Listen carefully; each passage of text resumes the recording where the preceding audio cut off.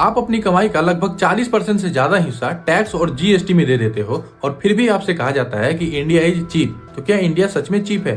चलिए देखते हैं। मान लीजिए आपने 100 रुपए कमाए, जिसमें से 20 रुपया गवर्नमेंट ने इनकम टैक्स के नाम पर पहले ही काट लिया। अब बचे 80 रुपए। अब आपने पेट्रोल भरवाया या रेस्टोरेंट गए तो वहाँ 18 से 28% आपने जीएसटी दे दिया। मतलब 100 रुपए की कमाई में से 40 से 50 रुपए तो सिर्फ टैक्स में चला गया और बदले में क्या मिला? ना फ्री हेल्थ, ना फ्री एजुकेशन और सड़कों का तो हाल ही मत पूछो। और आप अपने पैसा को दोबारा टैक्स दे रहे हो, पहले कमाते वक्त और फिर खर्च करते वक्त। पिछले 10 सालों में आपका सैलरी शायद 2 गुना बढ़ा होगा, लेकिन हॉस्पिटल का बिल 3 गुना तक बढ़ चुका है और बच्चों के स्कूल का फीस 4 गुना तक बढ़ चुका है। लेकिन यहाँ पर तो अमीरों को टैक्स ब्रेक्स मिलते हैं, लेकिन गरीबों और मिडिल क्लास लोगों को कुछ नहीं मिलता है। ये लोग सिर्फ उनका बोझ उठाते हैं। तो आज के टाइम पे मिडिल क्लास सैंडविच जैसा है, ऊपर से टैक्स का प्रेशर और नीचे से महंगाई का। तो हमें सिर्फ अपने एफडी के भरोसे नहीं रहना चाहिए, वरना इन्फ्लेशन हमें खा जाएगी। और जब तक हम लोग वोटर बने रहेंगे तब तक सिर्फ हम लोग रेवेन्यू सोर्स ही बने रहेंगे इन लोगों के लिए। तो आपको क्या लगता है 2026 का बजट मिडिल क्लास और गरीबों के लिए कुछ बदलेगा,